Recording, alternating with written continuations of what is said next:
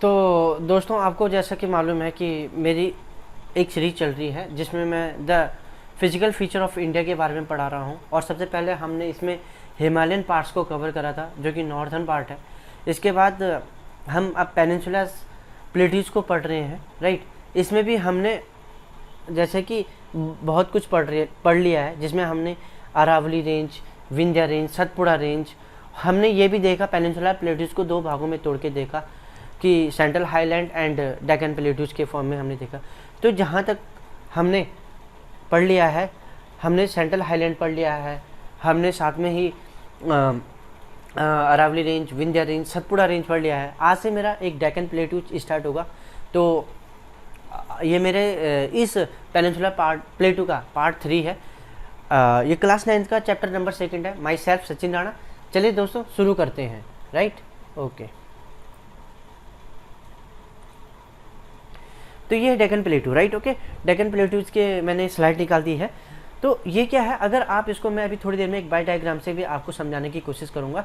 अगर सबसे पहले हमें डेक्कन प्लेटू की बाउंड्री को पता होना चाहिए। वेस्ट में अगर इसको देखोगे तो वेस्टर्न घाट दिखाई देगा, ईस्ट में देखोगे तो ईस्टर्न घाट दिखाई देगा, और वहीं इसके नॉर्थ में क्या है, सतपुड़ा ब्लॉक माउंटेन है। और आपको मालूम है इस सतपुड़ा ब्लॉक माउंटेन में ही क्या है, मैकाले और महादेव हिल्स, ठीक है ना। मैकाले रेंज, मैकाले रेंज, ठीक है ना, और महादेव हिल्स है यहाँ पर, ठीक है ना। मैकाले रेंज की सबसे जो हाईएस्ट पीक है वो अमरकंटक है, राइट। ओके, और इस अमरकंटक से ही हमारी क्या निकलती है, इस अमरकंटक से ही निकलती है क्या, नर्मदा नदी, राइट। इतने क्लियर हो गया, ठीक। इस महादेव हिल्स के पास में क्या धूपगढ़ है, धूपगढ़ जो कि क्या है, जो कि सतपुड़ा रेंज की क्या है, सबसे हाईएस्ट पीक है, राइट। ओके, इतने क्लियर हो गया। तो ये सारी सतपुड़ा जो ब्लॉक माउंटेन है इसके नॉर्थ को क्या करती है, बॉर्डर करती है, राइट। ओके, किसके, डेक्कन प्लेटू के, राइट। अब आपको ये पता होना चाहिए कि जो ये डेक्कन प्लेटू, अगर मैं इसका एक डायग्राम के माध्यम से आपको समझाना चाहूँगा तो 1 मिनट। तो दोस्तों ये है, ठीक है, ओके, राइट। तो आप इसमें देख पा रहे हो कि मैंने सेंट्रल हाईलैंड के पास, ये जब बीचों बीच जो सतपुड़ा रेंज, ठीक है ना, तो ऊपर की तरफ क्या है, सेंट्रल हाईलैंड है, नीचे की तरफ क्या है, ये डेक्कन प्लेटू है। तो आज हम इस डेक्कन प्लेटू के बारे में पढ़ना शुरू कर रहे हैं, ठीक है। डेक्कन प्लेटू पूरा का पूरा ये आपको ये डेक्कन प्लेटू ही दिखाई दे रहा है, राइट। ओके, डेक्कन प्लेटू दिखाई दे, इसमें आपको Maharashtra प्लेटू, Karnataka प्लेटू, Telangana प्लेटू, Dandakaranya and Chhattisgarh, right. Okay, आज हम क्या करेंगे, आज हम इनके बारे में क्या जानने की कोशिश करेंगे कि हमारे डेक्कन प्लेटू में जो क्या है आपका ये वेस्टर्न घाट और ईस्टर्न घाट जो है, इनके बारे में थोड़ा हल्का हल्का हम इनके बारे में जानकारी लेंगे। यहाँ कौन कौन सी हिल रेंजेस हैं, ठीक है ना, उनके बारे में हम आप जानने की कोशिश करेंगे, राइट। ओके, ओके, तो अब सबसे पहले सबसे इंपॉर्टेंट जो डेक्कन प्लेटू की जो बाउंड्री को क्या करता है, फॉर्मेशन करता है, राइट। ओके, तो ये डेक्कन प्लेटू की जो बाउंड्री को फॉर्मेशन करता है, इसमें जो डेक्कन प्लेटू की जो बाउंड्री को फॉर्मेशन करता है तो वेस्ट की तरफ से वेस्टर्न घाट करता है। तो हम सबसे पहले वेस्टर्न घाट में एक थोड़ा सा नज़र डालेंगे। जो ये वेस्टर्न घाट है ना, 6 स्टेट से क्या है, इसमें वेस्टर्न घाट क्या 6 स्टेट में फैला हुआ है, राइट। कैसे, ये अभी एक बार डायग्राम से समझेंगे। अभी फिलहाल ऐसे देख लो, एक गुजरात, महाराष्ट्र, गोवा, कर्नाटका, केरला एंड तमिलनाडु, राइट। ये 6 स्टेट्स हैं जहाँ पर क्या है आपका वेस्टर्न घाट फैला हुआ है। तो इसको बाय डायग्राम से समझेंगे तो ज़्यादा आसानी से ये समझ में आ भी जाएगा आपके, ठीक है। तो देखो ये वेस्टर्न घाट है, राइट। ये जो आपको क्या बैंगनी कलर का, ठीक है, ये जो बैंगनी कलर की जो ये रेंज दिख रही है ना, ये पूरी की पूरी क्या है, वेस्टर्न घाट है, राइट। ओके, ये पूरी की पूरी वेस्टर्न घाट है, राइट। ओके, अभी वेस्टर्न घाट देखो, ये गुजरात है और ये क्या महाराष्ट्र है। तो इसका जो बॉर्डर है, राइट, इसका जो क्या है, 1 मिनट, इसका जो बॉर्डर यहाँ से शुरू हुआ तो गुजरात महाराष्ट्र को तो इसने टच करा, फिर महाराष्ट्र को क्या, महाराष्ट्र को क्रॉस करते हुए फिर ये कहाँ चली गई, गोवा को भी टच कर रही है, गोवा को, फिर ये कर्नाटक को भी टच कर रही है, कर्नाटक को भी टच कर रही है, और फिर ये किसको टच कर रही है, केरला को भी टच कर रही है, केरला को, और लास्ट में तमिलनाडु को भी टच कर रही है। तो आप अगर इसको याद करना चाहते हो तो बहुत सिंपल तरीका है, अपने माइंड में एक मैप बनाना और आपके नॉर्थ से साउथ की तरफ, नॉर्थ से साउथ की तरफ चलना। सबसे ऊपर गुजरात, फिर महाराष्ट्र, फिर गोवा, फिर कर्नाटका, केरला, तमिलनाडु। तो इस तरीके से क्या पूरी वेस्टर्न घाट क्या है 6 स्टेट में क्या है फैली हुई है। इतना आपको क्लियर हुआ तो आई होप तो हम आगे बढ़ेंगे, ठीक है ना। तो अब यहाँ पर क्या है, कि western ghat are locally, western ghat को क्या है अलग अलग जगह अलग अलग नाम से जाना जाता है। अभी जैसे आपने देखा गुजरात से शुरू हुआ, फिर महाराष्ट्र को गई, फिर गोवा को गई, फिर क्या कर्नाटका, केरला, तमिलनाडु, इस तरीके से गए 6 स्टेट में गए। तो इनको अलग अलग जगह अलग अलग नाम से पुकारा गया। सह्याद्री, सह्याद्री इसको कहाँ कहते हैं, महाराष्ट्र में इसको सह्याद्री कहते हैं। कर्नाटक और तमिलनाडु में से क्या कहा जाता है, नीलगिरी कहा जाता है, नीलगिरी हिल्स। अच्छा नीलगिरी हिल्स इंपॉर्टेंट क्यों है, नीलगिरी हिल्स एक इंपॉर्टेंट पॉइंट इसलिए आता है वेस्टर्न घाट में कि ये क्या है, नीलगिरी हिल्स एक ऐसी जगह है जहाँ पर ईस्टर्न घाट और वेस्टर्न घाट आपस में मिल जाती हैं, तो इसलिए नीलगिरी हिल्स इंपॉर्टेंट है। इसकी सबसे ऊंची चोटी का नाम डोडा बेटा है, डोडा बेटा। ओके, और फिर लास्ट में क्या है, केरला में इसे क्या कहा जाता है, केरला में इसे अन्नामलाई और कार्डमम हिल्स भी कहा जाता है। किसको, वेस्टर्न घाट को। तो वेस्टर्न घाट के अलग अलग जगह अलग अलग नाम है, ठीक है। अगर कहा जाए वेस्टर्न घाट की सबसे ऊंची चोटी का नाम कौन सा है, तो वो अन्नामुदी है। अन्नामुदी जो कि किस में पड़ती है, जो कि पड़ती है आपकी किस में, ये पॉइंटर देखिए अन्नामलाई हिल्स में पड़ती है, अन्नामलाई हिल्स में, अन्नामलाई हिल्स में आती है। और ये अन्नामलाई हिल्स जो है ये केरला में लोकेट करेगी, ठीक है। इसको वहीं पर ही केरला में ही इसको क्या कहा जाता है, वेस्टर्न घाट को अन्नामलाई हिल्स के नाम से जाना जाता है। अच्छा, अब अगली चीज़ जहाँ हमने पढ़ा कि जब हमने पढ़ा सेंट्रल हाईलैंड का जो स्लोप होता है वो कहाँ से कहाँ के लिए होता है, वो होता है south west to north east के लिए। उसी तरीके से इसका भी एक स्लोप है। और ये स्लोप हमें कैसे पता चला, इस मतलब कि जो ये डेक्कन प्लेटू है इसका स्लोप हमें कैसे पता चला, हमने यहाँ पर देखा कि नदियाँ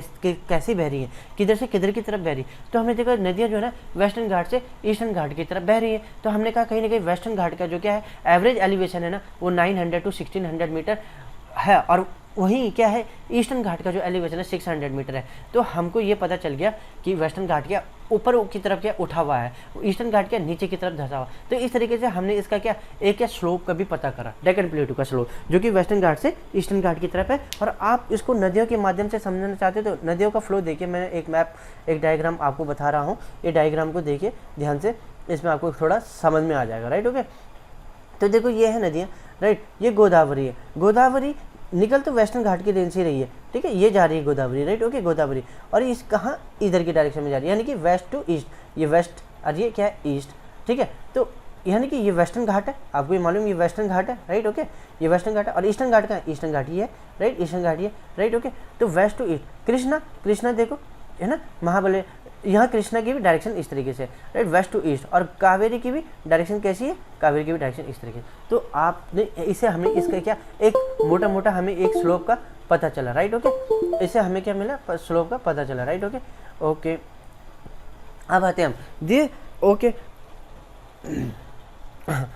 अब दूसरे, अब इसमें एक और चीज़ गौर करने वाली बात क्या है कि जैसे जैसे आप क्या करोगे ये वेस्टर्न घाट के, जब आप क्या करोगे नॉर्थ से साउथ की तरफ चलोगे, वेस्टर्न घाट में नॉर्थ से साउथ की तरफ चलोगे तो आपको क्या मिलेगी, जो हाइट ऑफ पीक है ना वो बढ़ती हुई नज़र आएगी आपको। तभी तो आपकी जो डोडा बेटा है, जो डोडा बेटा है ना, जो कि क्या है नीलगिरी हिल्स में आती है डोडा बेटा पीक, ओके, उसको देख लो वो। और दूसरी चीज़ क्या है, अन्नामुदी जो है, जो कि अन्नामलाई हिल्स में आती है, ठीक है, वो तो वेस्टर्न घाट की सबसे ऊंची चोटी है। ये सब के सब आपको क्या साउथ डायरेक्शन में क्या दिखाई देंगे, साउथ डायरेक्शन में दिखाई देंगे। तो हमने यहाँ से एक निष्कर्ष और निकाला कि जब हम वेस्टर्न घाट में क्या करते हैं नॉर्थ से साउथ की तरफ चलते हैं तो क्या होगी, जो पीक की जो हाइट होंगी ना वो बढ़ती हुई चली जाएंगी। जैसे कि एक एग्जाम्पल से देख लीजिए, ये डायग्राम मैं फिर से खोल रहा हूँ, आपकी डायग्राम समझ में आ जाए, डायग्राम से ज़्यादा आसानी से समझ में आ जाती है चीज़ें, राइट, ये है, राइट। ओके, तो देखो जब हम क्या करेंगे, जब हम नॉर्थ से साउथ की तरफ, ये नॉर्थ है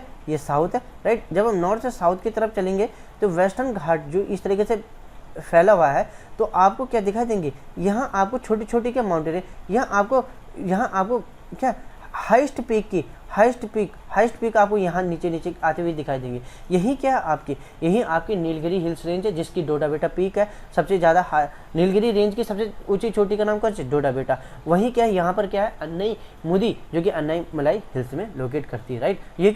यह तो क्या है, यह वेस्टर्न घाट की सबसे ऊँची चोटी है। तो इस तरीके से आपने ये सारी चीज़ें देखी, राइट। ओके, फिर अब आता है हमारा अगला जो चीज़ है वो वेस्टर्न घाट। आपको मालूम है वेस्टर्न जो कोस्ट है उसके क्या पैरेलली लाई कर रहा है वेस्टर्न कोस्ट ना। वेस्टर्न को कोस्ट क्या होता है, जो कि क्या समुद्र से मिला हुआ भाग है, एक स्थल मंडल का, एक लैंड पार्ट का, राइट। तो वही बात, ओके।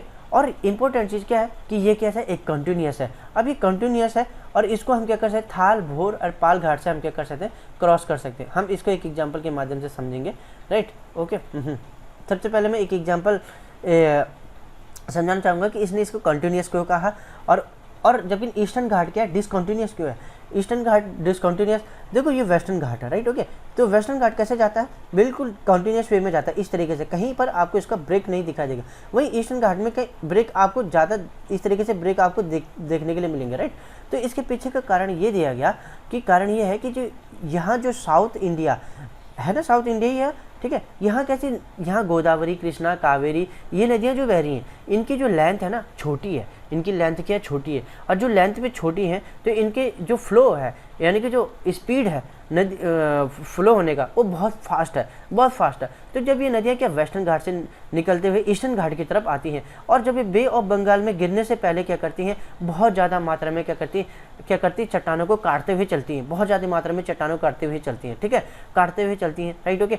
तो इसीलिए हमें क्या, इसका जो स्लोप है ना, ये जो ईस्टर्न घाट है ना, ये हमें कंटिन्यूस रेंज में नहीं दिखाई देता है, क्योंकि नदियों ने इसको क्या कर दिया है, काट दिया है, जगह जगह में इसे नदियों ने काटा हुआ है, राइट, ओके, ठीक है। वहीं हमें वेस्टर्न घाट जो दिखाई देता है वो पूरा का पूरा एक कंटिन्यूस शेप में हमें दिखाई देता है, राइट, ओके।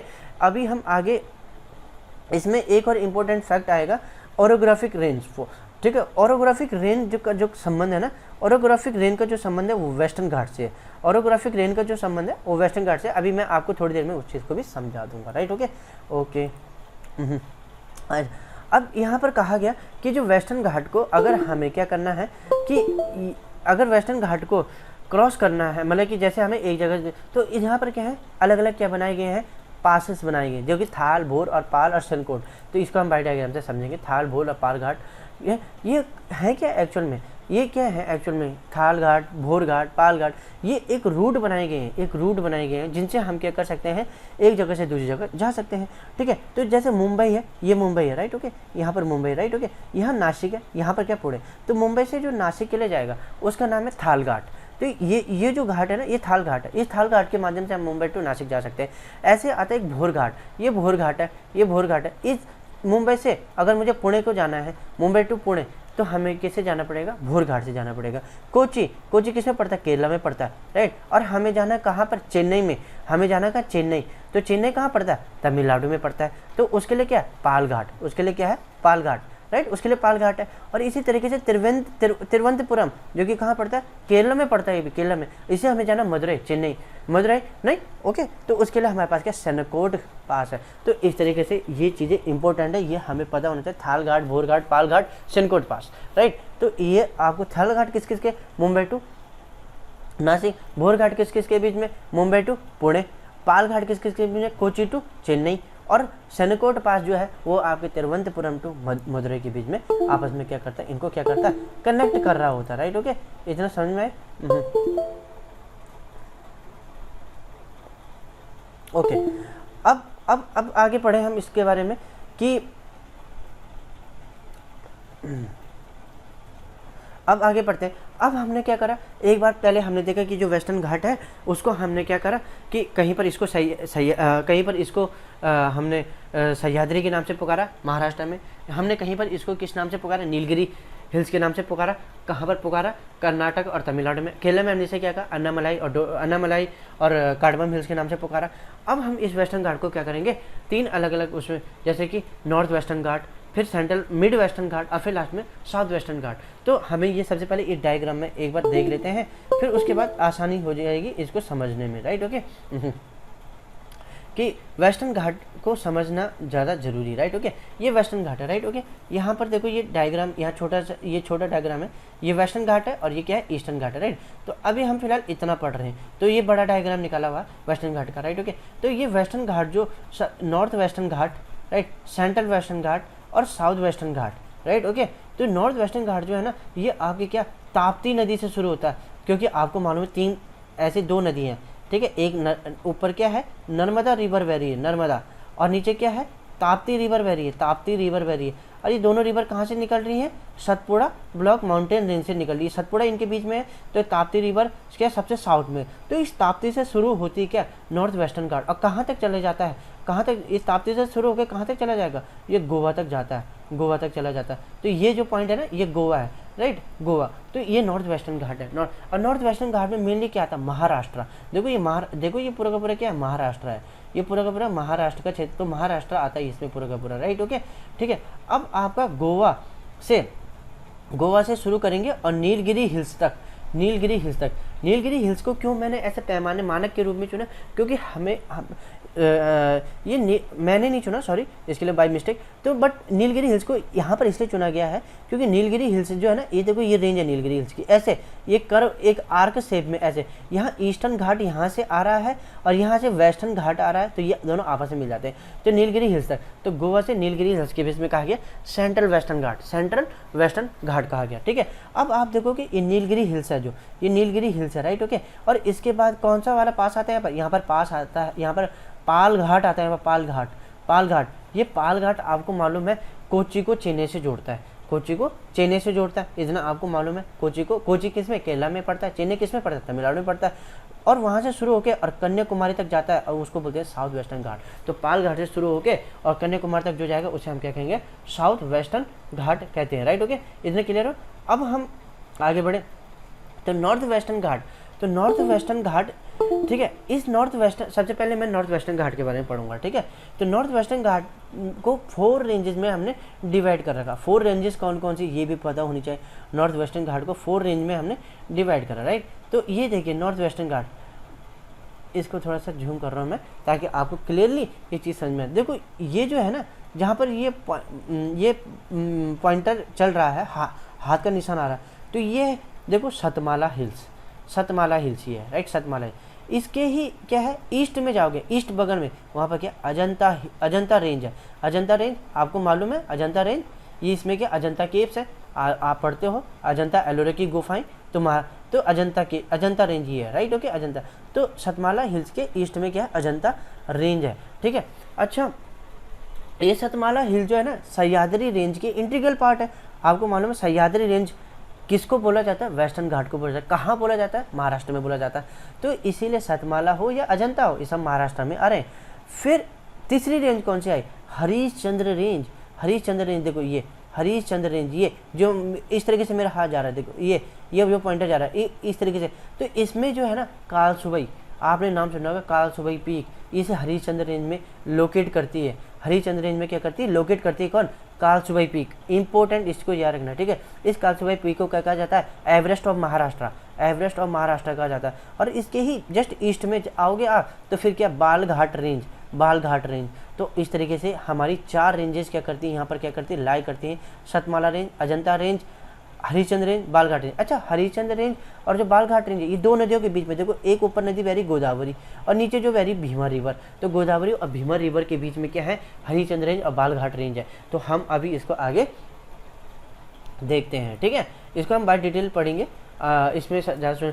सबसे पहले हमने देखा north western ghat. North western ghat में 4 रेंज आई, Satmala range, Ajanta range, Balaghat range और हरिश्चंद्र रेंज। तो सतमाला जो रेंज थी, this range is a integral part of a Sahyadri range, this one is a located in the Nashik Maharashtra, ठीक है। ये integral part of Sahyadri range जो कि आपको पहले भी बता दिया गया, राइट, ओके।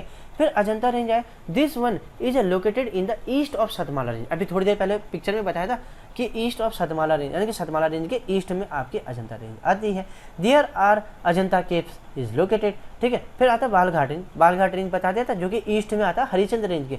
तो this one is a low elevation range in Maharashtra, this range is situated between Godavari river and Bhima river. देखो 2 नदियों के बीच में ये दोनों रेंजें थी, बालघाट रेंज बोलो चाहे हरिश्चंद्र रेंज बोलो, ये दोनों क्या है, गोदावरी रिवर और भीमा रिवर के बीच में लाई करती हैं, गोदावरी और भीमा रिवर के बीच में लाई करती है। अब हरिश्चंद्र रेंज जिसमें कासबाई पीक है, ठीक है। और ये क्या है, बेसाल्टिक लावा रॉक से फॉर्मेशन हो रखा है इसमें, basaltic lava rock, you know very well about it, ठीक है। इसमें ज़्यादा समझाने की जरूरत नहीं है क्योंकि इसको बारे में हमने बहुत बार कह दिया है कि जो डेक्कन प्लेट्यूज है ना, ये पेनिनसुला प्लेट्यूज है, इसमें आप देखोगे बेसाल्टिक रॉक आपको इसमें देखने के लिए मिलेगी।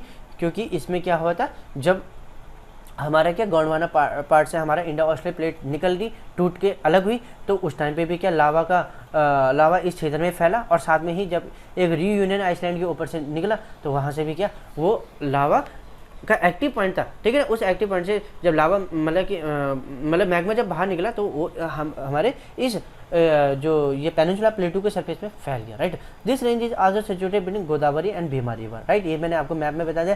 कासबाई पीक क्या है, लोकेटेड इन दिस रेंज में, and this peak located in Ahilya Nagar district, इसको चाहे तो याद रखो नहीं, अहिल्यानगर डिस्ट्रिक्ट में कालसुबाई पीक लोकेट करती है, और ये कालसुबाई पीक को ही हम क्या कहते हैं, एवरेस्ट ऑफ महाराष्ट्र भी कहते हैं, राइट। इतने क्लियर हुआ।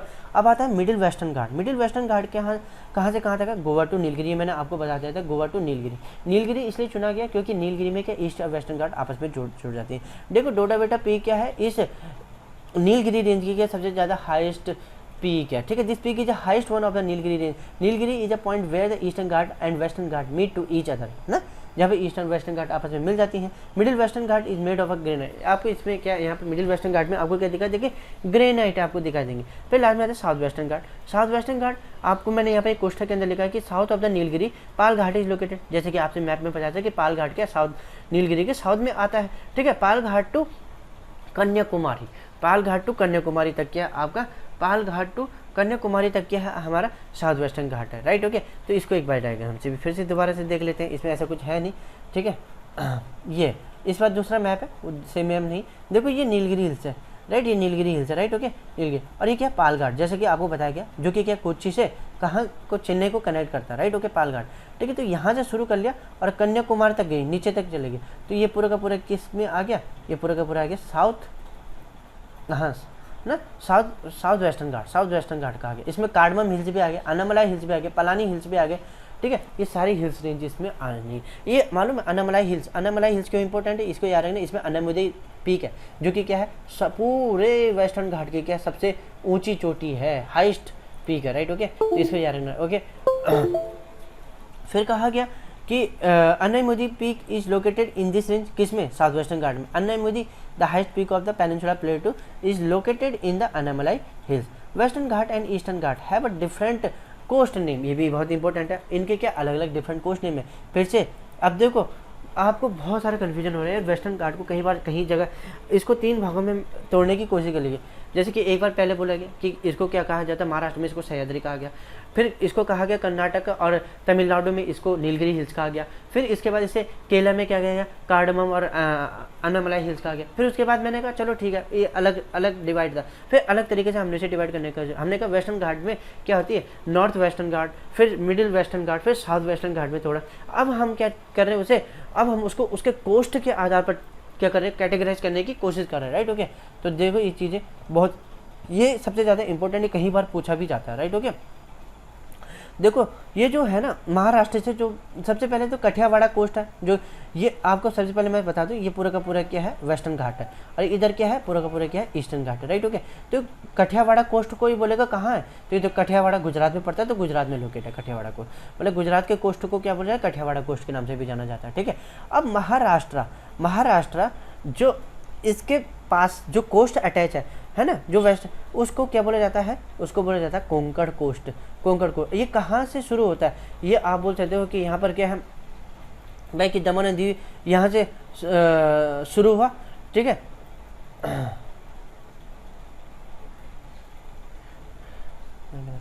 ठीक है, ये क्या होता है, यहाँ से महाराष्ट्र से शुरू होकर के और फिर कहाँ तक चला जाता है, गोवा तक चला जाता है, तो कोंकण कोस्ट, ठीक है ना, गोवा तक ही सीमित है, इससे आगे नहीं है। फिर कन्नड़ कोस्ट के बारे में बात करता है, तो कन्नड़ कोस्ट कहाँ से शुरू होता है, गोवा से ही शुरू होता है, गोवा से ही शुरू होता है और कहाँ तक चला जाता है, मंगलोर तक चला जाता है, मंगलोर तक। ये इंपॉर्टेंट है, कन्नड़ कोस्ट गोवा से शुरू होकर मंगलोर तक। मंगलोर आपको मालूम है, मंगलोर चिकमंगलूर टुमकुरपेटी, राइट है ना, चिकमंगलूर टुमकुरपेटी, जो कि क्या करती है, यहाँ पर क्या आयरन और एक पेटी है, ठीक है, आयरन और एक पेटी, अगर आपको याद होगा तो मंगलोर, ठीक है, मंगलोर तक आपको याद रखना है कि मंगलोर तक, गोवा टू मंगलोर तक क्या कन्नड़ कोस्ट है, कन्नड़ कोस्ट है, जो कि कर्नाटका से अटैच है ज़्यादा, ठीक, कर्नाटक से अटैच है, राइट। ओके, अब आता आपका क्या, अब आता आपका लास्ट में क्या कि भाई कि उस मंगलोर से शुरू कर लो, मंगलोर से, और लास्ट में कन्याकुमारी तक कौन सा कोस्ट आता है, वो आता है मालाबार कोस्ट। ये यहाँ पर थोड़ा सा इसको आप बोलने, इसको